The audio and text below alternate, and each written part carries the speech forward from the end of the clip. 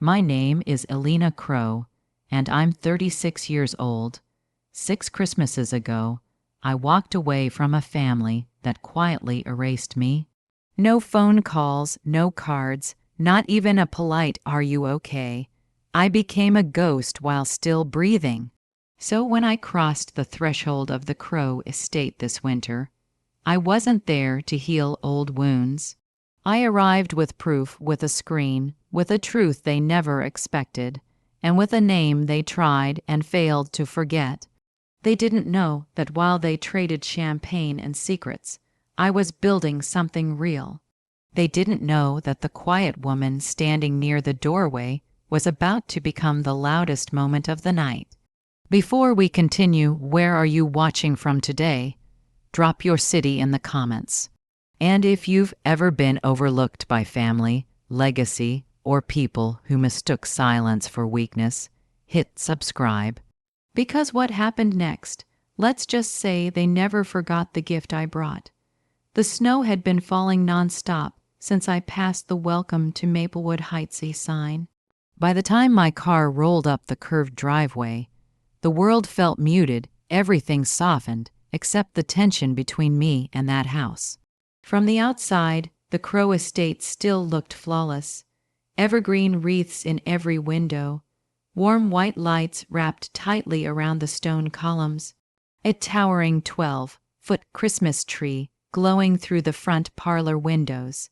It looked like something out of a luxury catalog.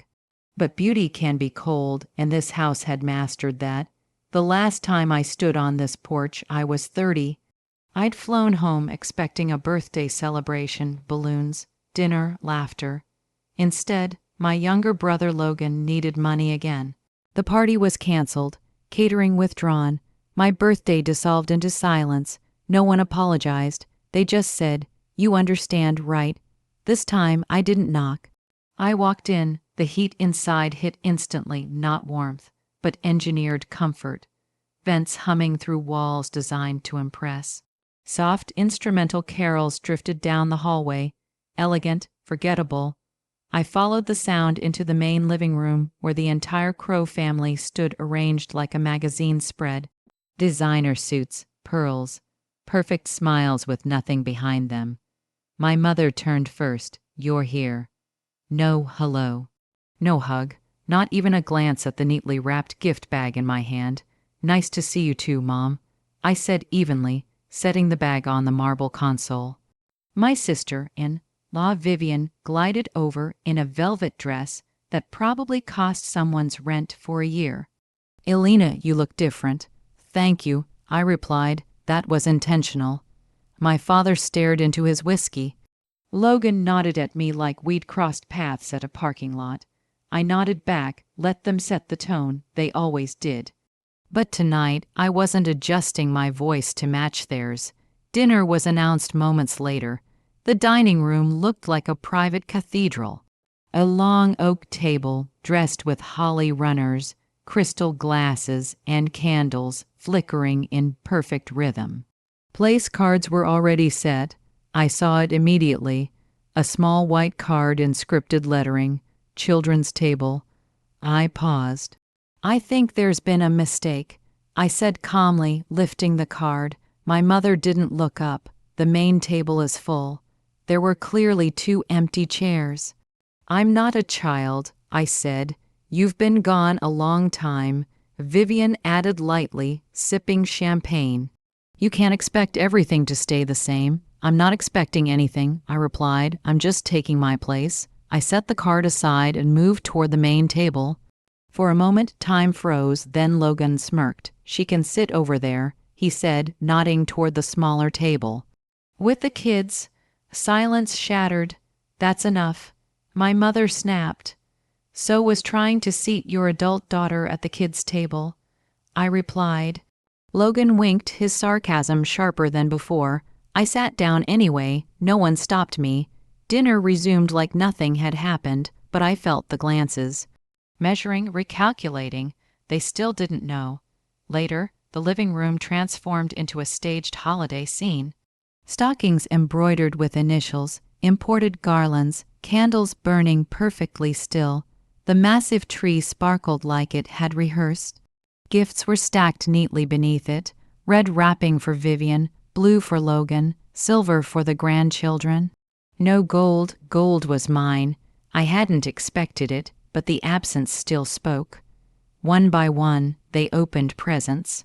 Designer jewelry from Milan, vacation photos from Santorini, a vintage watch, a brand, new midnight blue electric SUV for Logan. Applause filled the room, then the gifts stopped. No one said my name. Finally, my mother looked at me with rehearsed regret. "We didn't think you were coming this year." The silence that followed wasn't cruel, it was worse.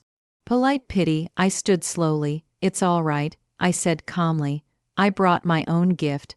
I reached into my bag, pulled out my phone, and walked toward the media console.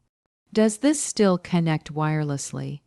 I asked, already tapping. The screen lit up.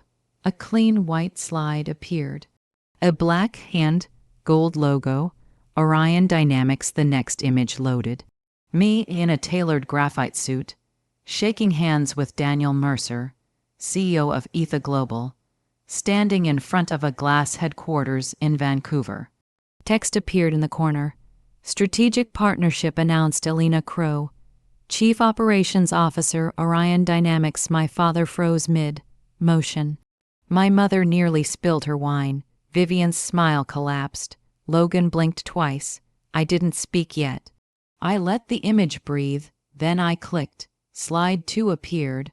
Orion Dynamics, founded 7 years ago in a one-bedroom sublet in Riverton City, now operating across 11 countries with over 240 full-time employees. No one moved. I bootstrapped it. I said calmly. There were weeks I lived on instant soup just to make payroll, click, growth charts, major contracts. The opening of our Asia-Pacific office in Harbor Point. My mother tried to interrupt. "That's wonderful, sweetheart. I always knew." "No," I said gently. "You didn't." Click, slide 4. Global Innovators list under 39. My name centered. Click. A photo of me at an international tech summit, laughing beside a head of state. Logan exhaled sharply. Click. Our nonprofit initiative appeared. Project Horizon, funding technology education for visually impaired children worldwide. Launched after one of our engineers returned to work following an accident. The room looked drained of color. "Well," I said softly, "I didn't receive a gift tonight." I unplugged the screen, but I brought impact. I turned to face them. "You forgot me," I said evenly, "but I built something unforgettable." Vivian scoffed. "My husband's clinic is worth millions too." I smiled. "I never said I was the only one who built something. I just came back to say this: you didn't break me." My father cleared his throat. "Why didn't you tell us?" I met his eyes. I tried. 6 times. 3 texts. 2 voicemails. 1 knock at the door. I paused. You were pouring wine. Little Lily, still seated on the rug near the fireplace, gave a hesitant clap. Once, twice, then she stopped, sensing the pressure in the room. That was when everything snapped. My mother stood abruptly, her voice climbing sharper with every word. "So that's why you came back, to embarrass us." Vivian scoffed, flipping her hair like we were teenagers again. "Oh please, what do you want, Elena?" A standing ovation. "This is family," she added, "not an audience." Logan looked like he wanted to dissolve into the wall. "You really think this makes you better than us?" I didn't answer. I didn't need to. They weren't prepared for my return, and I hadn't even reached the strongest part yet. For a family addicted to appearances, the silence that followed was unbearable. 10 minutes passed after I shut off the screen. The air still felt frozen. The fire crackled as if nothing extraordinary had occurred, but the people around it had changed. Their posture was stiffer, their smiles gone, every movement calculated. No one held eye contact longer than a heartbeat, except Lily. She sat cross-legged, slowly twisting a silver ribbon between her fingers, like it held a secret no one else could see. Finally, my father cleared his throat. "So, Elena," he said carefully, adjusting his glasses, "what's your outlook for the first quarter next year? With markets being unpredictable, are you diversifying internationally or staying conservative?" My mother cut him off instantly, her smile stretched thin. "Let's not overwhelm her. She just arrived." He frowned, irritated. "Timing matters. Opportunity doesn't wait." Of course, now they were interested. My mother's voice softened, dripping with sudden pride. "You know I always believed in you. Didn't I say so when you placed second at that middle school science fair? You told me my project was messy." I replied evenly, and that Vivian's display looked more elegant. Her smile stayed, but it cracked around the edges. Logan leaned forward, casual in a way that wasn't real. "Hey, Lena, I've actually got something going too. An app, real potential. I just need a little seed capital to know." The word landed clean and sharp. He blinked. "What?" I said no. I turned fully toward him. "I'm not your safety net. I never was." The room stilled. Even Vivian paused mid-sip. My mother opened her mouth, ready to soften it, but it was too late. "You've always had help," I continued calmly. "Every failure came with excuses. Every time I asked for support, you pretended not to hear." Logan stood, anger flushing his face. "I'm not asking for much. You're building an empire and can't help your own family." "Exactly."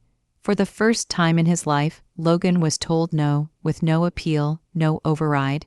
Vivian crossed her arms, irritation slipping through her polish. "Well, Mark's clinic is opening a second location next spring in Seabrook Bay.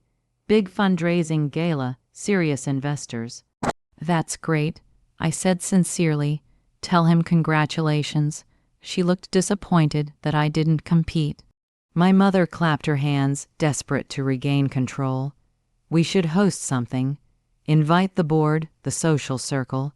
Your story is inspiring, a woman executive from this family." "No, thank you," she hesitated. "You don't want recognition. I already have it," I said, "just not here. Their scripts ran out." Then I felt a tug at my sleeve. Lily looked up at me, cautious but determined. "Aunt Elena, I want to build things too, like you." For a moment, the room disappeared. I knelt beside her. "You already are," I whispered.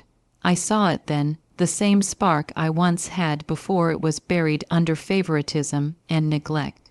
She was already being overlooked, but I noticed, and now they would too. That night, the scent of clean linen and citrus filled my hotel room. I sat by floor, ceiling windows overlooking Maplewood Heights wrapped in quiet. My phone buzzed. An email from my father. Subject: "Bridges, maybe we started wrong. Let's meet for lunch. I want to understand your world." I typed back calmly, "Lunch is fine. No business talk. If it turns into strategy, I leave. Send." Next, 3 missed calls from my mother. A voicemail followed. "I'm proud of you. Come by for breakfast tomorrow." Then a text inviting me to be introduced at her social club. I typed slowly, "You can't showcase me unless you tell the truth, that I did this without your help.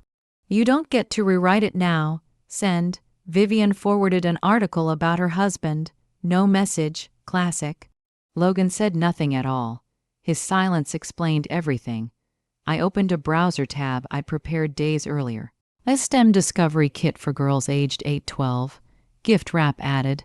Then I wrote a note. "Dear Lily, you saw me when others didn't. That matters. Build what they can't imagine. Love, Aunt Elena." Later that evening, I met them once more, neutral ground, a private dining room overlooking the city lights. At 7:00 p.m., my parents arrived. Vivian followed with Lily. Logan didn't come. Neither did I expect him to.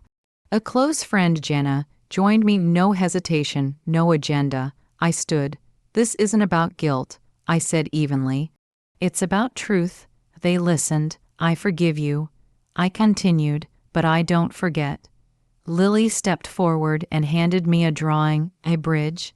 One side labeled Aunt Elena, the other me. "Do you like it?" she asked. Bridges take time, I said softly, and both sides have to build. When the night ended, no hugs were exchanged, no speeches made, only clarity remained. Back in my room, I opened my journal and wrote, I owe politeness, not access. I protect my peace. I will never confuse being needed with being loved. I closed it. Last year, I cried alone. This year, I toasted the woman I became while no one was watching. I didn't need their table anymore. I built my own.